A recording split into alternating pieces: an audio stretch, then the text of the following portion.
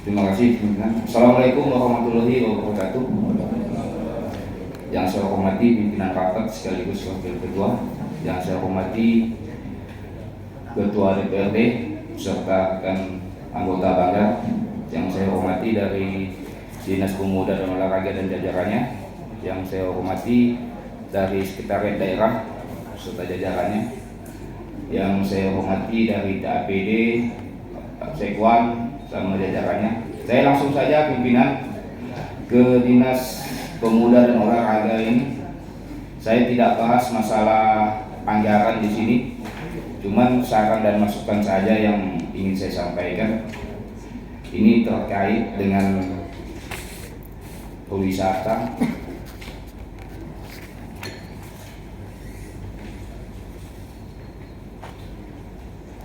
Untuk promosi wisatanya gimana nih, Pak Idam? Langsung dijawab aja Pak Idam.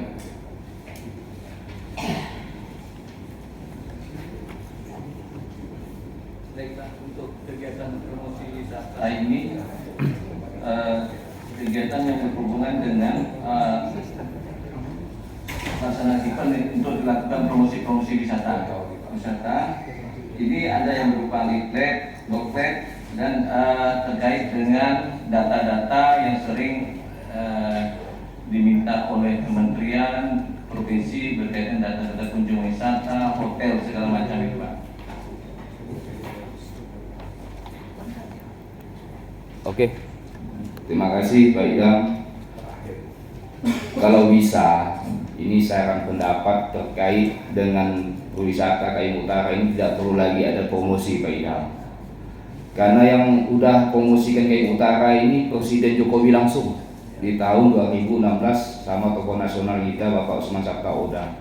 Kalau bicara promosi ini udah luar biasa Kayun Utara gitu.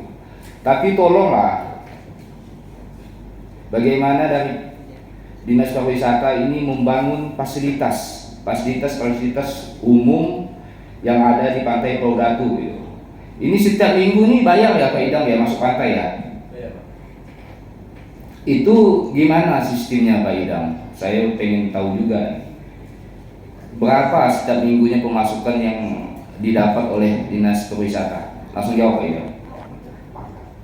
Baik, untuk sampai dengan semester pertama ini pendapatan dari pariwisata dan olahraga itu sebesar 257.145.000. Itu 1 tahun?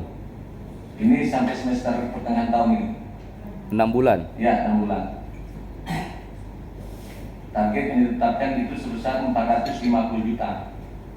Berarti masih ada kekurangan dari 6 bulan ini, masih kekurangan 190. Ada targetnya Pak Idam? Ya, target ditetapkan dalam APBD 450 juta. Oke, terima kasih Pak Idam. Begini Pak Idam, kita yang ditarget Dinas Pariwisata ini apa yang mau dijual gitu di pantai itu? Tidak ada yang dijual Pak Idam, kecuali dari dinas ini memberikan permainan fasilitas-fasilitas untuk mereka kunjungi. Setidaknya hiburan lah, setiap minggu itu ada hiburan gitu loh. Ini dari zaman dulu sampai zaman sekarang Pantai Pulau Datu itu tidak pernah berbayar.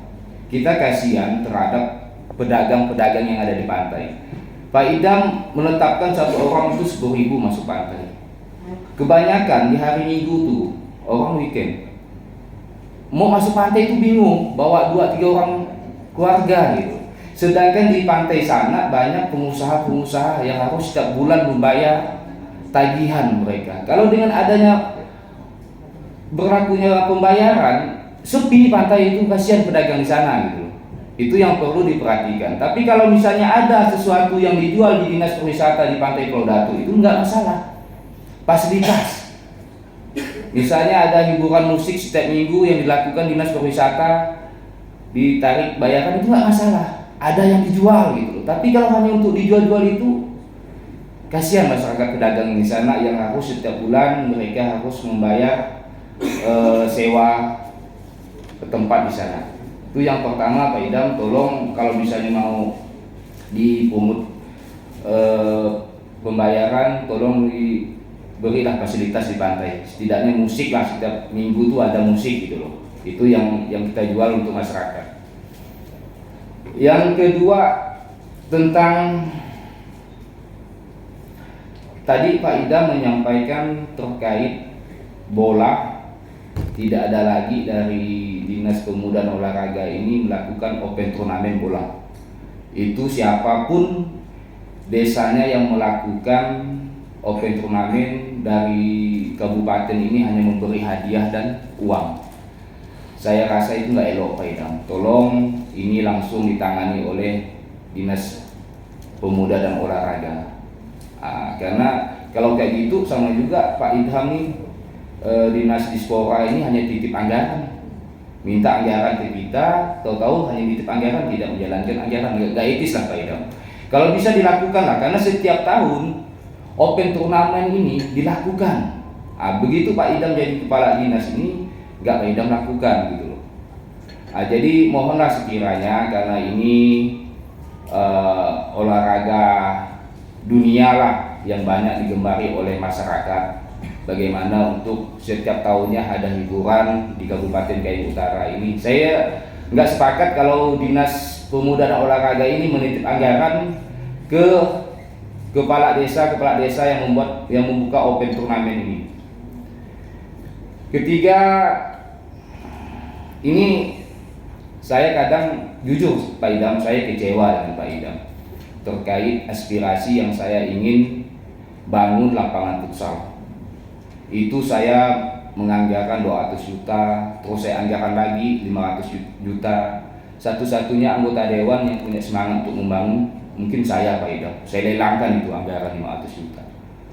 Tapi masalahnya dari dinas tidak merespon dengan baik apa yang saya inginkan untuk membangun Kayong Utara ini, salah satunya pembangunan lapangan futsal.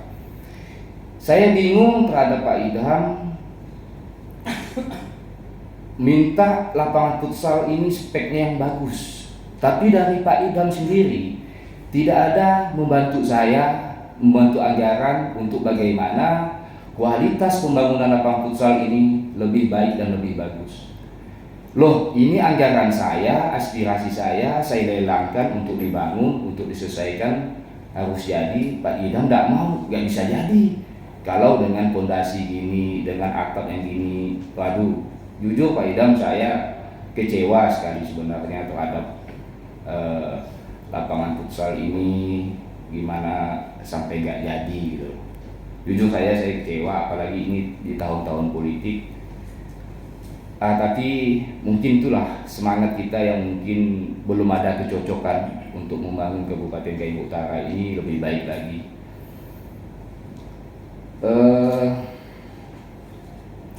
Mungkin hanya itu saja pimpinan. Yang untuk sekretariat daerah saya minta yang perlu saya pertanyakan terkait dengan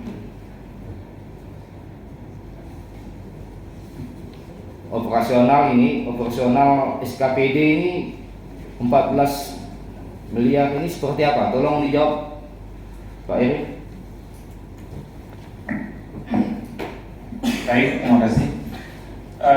Operasional SKPD ini yang terdiri dari 14 miliar 400 sekian ini dibagi ke masing-masing seluruh bagian. Terdiri dari untuk di bagian umum kurang lebih 8 miliaran, terus di bagian-bagian lain kurang lebih ada 6 miliar 200 sekian. Yang khusus umum ini belanja rutin seperti biasa operasionalnya. Terus untuk di bagian-bagian lain seperti bagian pemerintahan, hukum, perekonomian, SDA, BPBJ, Kesra, organisasi dan Prokopim, mungkin bisa dijelaskan di masing-masing bagian itu Pak Diki. Oke, matikan Pak Ibu. Seperti biasa, kalau seperti biasa ini dari kemarin bagian umum ini ada servis mobil ya, itu berapa anggarannya? Total di tahun ini untuk servis kendaraan, biaya pemeliharaan mobil, speedboat dan belanja personal BBM itu kurang lebih ada 1,4 miliar. Oke. Jadi gini Pak Eri, ini hanya sekedar saran dan masukan karena bagian umum. Cobalah di bagian umum ini membuka lapangan pekerjaan. Mungkin di Kayong Utara ini khususnya tidak ada bengkel mobil yang berkualitas. Bagaimana bagian umum ini menjadikan badan usaha milik daerah gitu. Di situ membuka lapangan pekerjaan, di situ juga bagaimana untuk iritnya lah dan kualitasnya yang perlu dijaga karena badan usaha daerah gitu loh. Kalau misalnya setiap tahunnya Pak Heri ini menganggarkan 1 M lebih, sayang Pak Heri. Kalau dibangunkan ke bengkel mobil, itu jadi itu luar biasa. Nggak ada di Kayong Utara nih, nggak ada sepuring, harus ke Ketapang Bang Gayung. Jadi setidaknya inilah dari bagian umum nih membuka badan usaha lah. Bagaimana itu tadi servis mobil apa segala macam ini. Habis-habisnya kita hanya untuk servis itu 1 M lebih, kasihan Bang Gayung. Dia habis-habiskan kayak gitu loh. Hanya untuk servis tuh. Belum lagi ada yang cuci mobil apa nih. Tapi udahlah nggak ini lah. Yang penting saran pendapat saya tolonglah di ini kan. Nah, setidaknya badan usaha milik daerah ini kan perlulah bagaimana untuk dipertimbangkan di bagian umum supaya mobil-mobil Kayong ini nggak lagi keluar ke Ketapang, servisnya di Kayong gitu loh. Itu salah satunya juga membuka lapangan usaha buat masyarakat Kayong. Mungkin hanya itu pimpinan, kurang dan lebihnya saya mohon maaf. Saya akhiri bilangi topik wal hidayah. Wassalamualaikum warahmatullahi wabarakatuh.